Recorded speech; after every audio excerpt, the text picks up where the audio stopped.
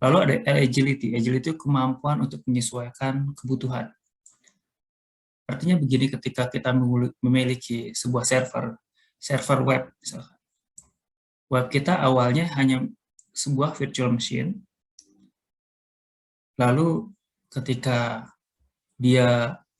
ketika sudah berjalan dan kita butuh tambahan dari sisi, misalkan kita butuh tambah storage, kita tambah storage. Dari sisi ternyata kita butuh namanya firewall, kita tambah firewall. Jadi service yang dibutuhkan itu bisa bertambah, berjenjang berdasarkan kebutuhan yang juga berubah-ubah.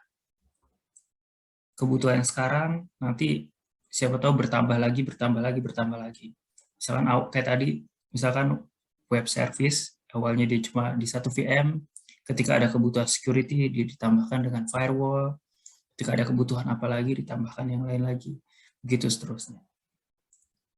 Lalu ada disaster recovery. Di dalam cloud sendiri, backup and restore itu sangat mudah dilakukan. Untuk fitur-fitur seperti database, bahkan ada backup otomatis. Itu akan jauh lebih mempermudah ketimbang kita memiliki instance di dalam data center lokal. Dan juga disaster recovery di cloud ini, karena cloud itu terdistribusi secara global ya, kita bisa membuat satu instance di region A, misalkan di Indonesia, satu lagi di US.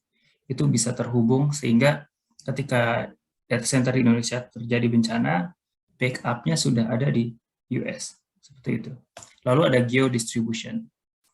Distribusi ini terlihat jelas ketika dalam hal CAS, CDN, Content Delivery Network. Bayangkan kita punya website kita di server di data center Indonesia. Lalu ada orang yang mengakses dari US atau dari UK atau dari Jerman, Prancis, dan lain-lain, daerah-daerah yang jauh dari data center, otomatis latensinya akan tinggi. Namun ketika kita memiliki cache di daerah tersebut, contohnya, atau memiliki service yang di-deploy di region tersebut, maka akan lebih mudah untuk menerima request untuk di regional daerah yang dekat dengan klien. Begitu. Nah, ini kedua adalah perbandingan antara capital expenditure dan versus operational expenditure. Ini terkait biaya, bahwa dalam cloud kita akan lebih berfokus pada operational expenditure. Sementara ketika kita membangun infrastruktur on-premise, kita akan lebih fokus ke capital expenditure. Capital expenditure itu adalah modal pengadaan barang. Sederhananya seperti itu. Bayangkan ketika kita mau punya tempat tinggal, misalnya. Kita membeli barangnya dulu, membeli rumah, baru kita tinggal. Itu contoh capital expenditure. Dan kalau misalkan operational expenditure itu adalah biaya hanya untuk operasionalnya saja.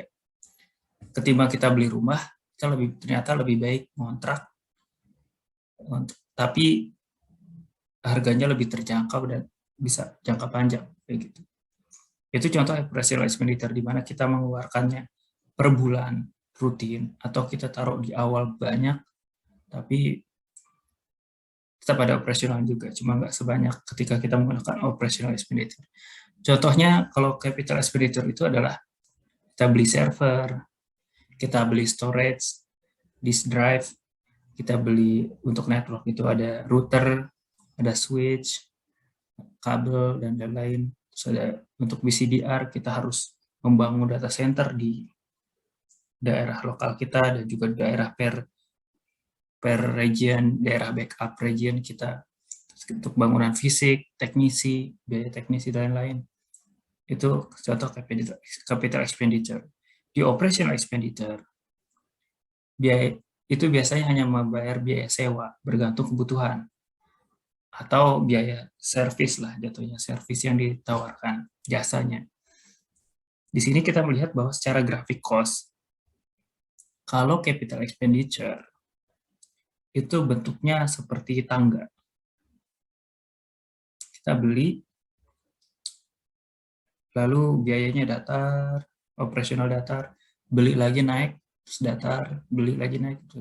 Ini adalah contoh capital expenditure di mana setiap periode dia beli, setelah jelang periode dia beli lagi, jelang periode tertentu beli lagi, terus nggak beli, beli lagi, nggak beli. Sementara kalau misalnya operational expenditure, dia bisa naik turun, bentuknya kayak kurva di sini, kayak sinusoidal, cuma miring ke atas. Dia itu bisa berubah-ubah, bisa workload-nya bisa menyesuaikan dengan cost. Sehingga kita nggak butuh untuk ngeluarin biaya mahal di awal, tapi kita cuma bayar berdasarkan kebutuhannya aja.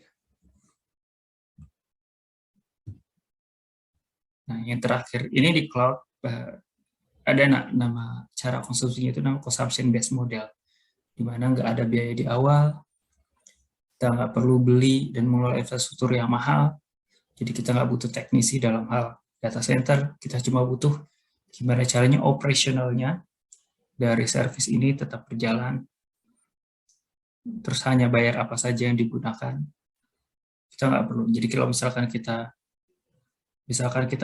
menggunakan satu virtual machine atau satu data center, kan biasanya kita bisa saja menggunakan hanya satu server, tapi server lainnya tidak kita gunakan. Atau satu server ini dipakai hanya 20%, 80%-nya terbuang sia-sia.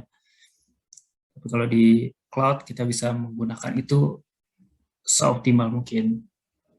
Lalu tidak perlu bayar yang tidak digunakan lagi. Ini jelas ya, salah satu kelebihan yang ada di cloud. Selanjutnya akan ada kuis.